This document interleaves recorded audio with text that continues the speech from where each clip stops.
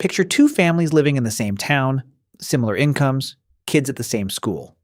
One family earns slightly more, has a bigger TV, nicer furniture, and a garage full of stuff. Yet every time a bill is due, their stomach drops. One job loss or car repair away from panic. The other family earns less. No luxury vibe. But their bills are calm, they have 3 to 6 months of expenses saved, and money is quietly piling up in the background. The difference isn't just income, it's the money systems and rules operating behind the scenes. In this video, you'll learn 10 minimalist money systems that quietly move you toward that second family's reality, without you needing to become a monk or sell all your things. Before we get into the rules, let's talk about something most people completely overlook, and that is the invisible cost of stuff. Most of us think about money as income in, bills out, but minimalist money starts one level deeper. What does it actually cost to own things, not just buy them? Every item has the price tag you paid, plus a shadow bill. Space, time, attention, and the future money you can't invest because it's trapped in stuff. That extra coffee machine lives on your counter and in your head.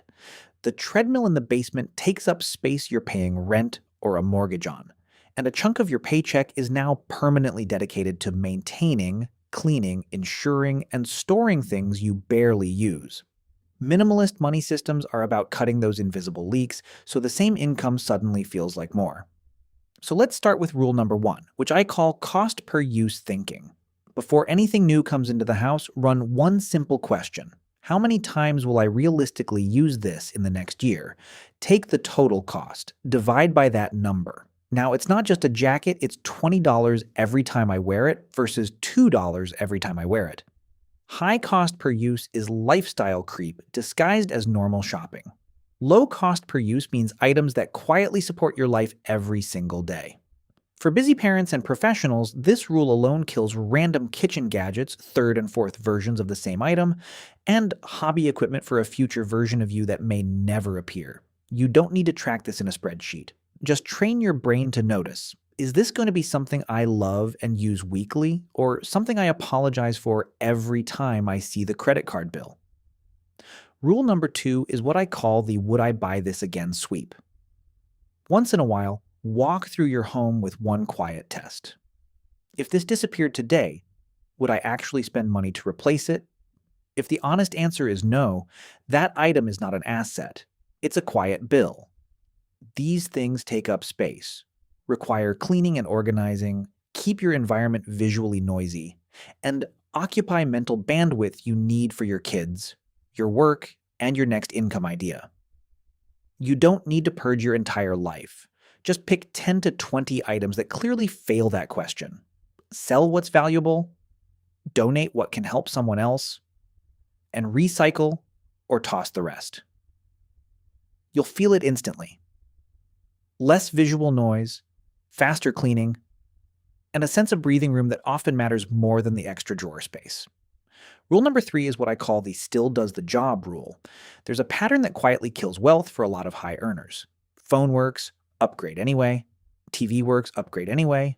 Car works, upgrade anyway. Nothing is broken. The only thing that changed is your feelings about it. Minimalist money says if it still does the job, it stays. Not forever, not as a punishment, just until it actually can't do what you need. This one rule, applied to phones, cars, furniture, and toys, can be the difference between staying permanently comfortable but stressed and having a 5-figure cushion that lets you sleep soundly at night. Rule number 4 is about making spending harder and saving effortless, and this one is a game changer. You do not win against friction. You can only move it. If spending is effortless and saving requires thought, you'll spend. If saving is automatic and spending requires effort, you'll save. So make spending slightly annoying. Remove saved cards from shopping sites. Log out of shopping apps on your phone. Use a 24-hour rule for anything non-essential. And at the same time, make saving invisible. Auto-transfer a set amount on payday into a savings or investment account. Keep your checking account simple and boring. Treat saving like rent to your future self, not whatever's left over. One app that makes this dead simple is YNAB, which stands for You Need a Budget. It's built around exactly this principle of giving every dollar a job before you spend it. I'll drop the link in the description. The goal here isn't to become a financial superhero. You just make the default behavior the one that builds margin for you. Rule number 5 is a little exercise I call count to confront. Pick one category in your home, t-shirts, shoes, kitchen gadgets, and literally count them. There's something about seeing 47 shirts on paper that changes how your brain sees the next sale email. You're no longer buying a shirt. You're pushing that number from 47 to 48. Here's the next step. Set a soft cap for that category. Something like, I'm happy with 30 items in this category, or if something new comes in, something old leaves. This one-in, one-out rule puts a gentle fence around lifestyle creep before your closets, and your bank account both feel overstuffed. It's not about perfection. It's about having a number so you're deciding consciously instead of just drifting. Rule number 6 is try before you buy, and this one has saved me from some serious buyer's remorse. For any new hobby or big item, ask yourself, can we rent, borrow, or test this before we own it? Camping gear, sports equipment, musical instruments, these are lifestyle experiments, not guaranteed long-term hobbies. Testing first protects your money, keeps your home from becoming a museum of abandoned hobbies, and lets you learn what you actually like before you commit. Ownership is a responsibility. Minimalist money says rent the experience first and buy only when the habit actually sticks. Rule number 7 is about something I call the lifestyle multiplier, and it's one of the sneakiest traps out there. Most big purchases drag friends with them. A boat brings a trailer, storage costs, gear, and insurance. A home gym brings flooring, equipment, renovations, and air conditioning bills. A fancy car brings higher insurance, higher repairs, and fancier expectations from yourself. Minimalists pause and ask, what orbit of extra costs comes with this one thing? Sometimes you'll still say yes, and that's fine. But you'll do it with eyes open, understanding you're not buying just one object. You're buying a whole ecosystem of ongoing costs. Rule number 8 is about defining what enough looks like for your family, and this might be the most important mindset shift in the whole video. Lifestyle creep is what happens when enough is never defined. Every bump in income becomes a bigger place, a nicer car, more subscriptions. Minimalist money flips that.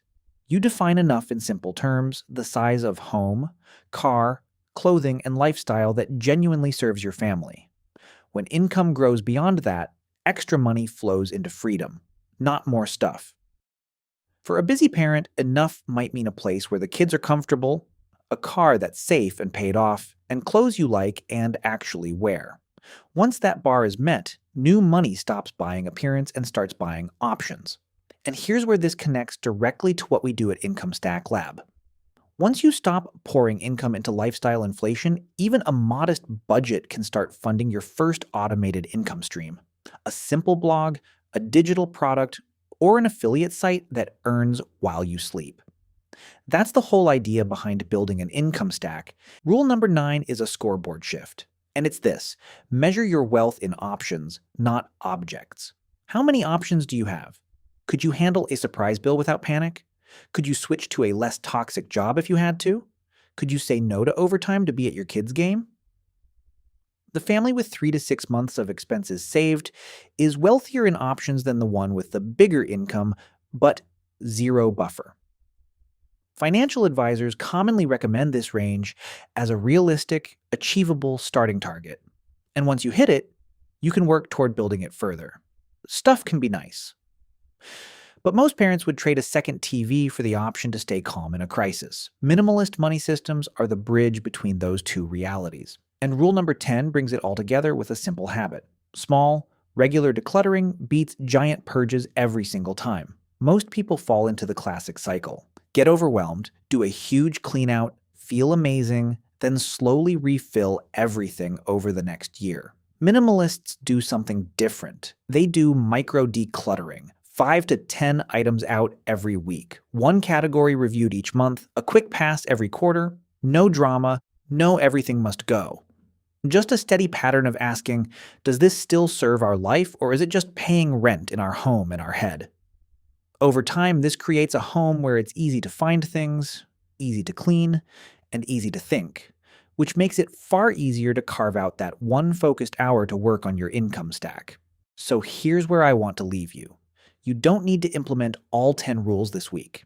Instead, pick just one of these minimalist money systems and run it as a 30-day experiment. Try cost per use thinking on every non-essential purchase. Or do the would I buy this again sweep on 10 items in your home. Or simply use the 24-hour rule before buying anything that isn't groceries or bills. The goal isn't to live with nothing. The goal is to stop paying for things that don't move your life forward so more of your money can quietly support your safety, your kids, and the income stacks you're building on the side. If this kind of thinking resonates with you, simple rules, realistic for busy people, and grounded in math more than hype, hit subscribe. This is exactly what Income Stack Lab is about, building lean money systems and small automated income streams that fit into real life, not fantasy schedules. See you in the next one.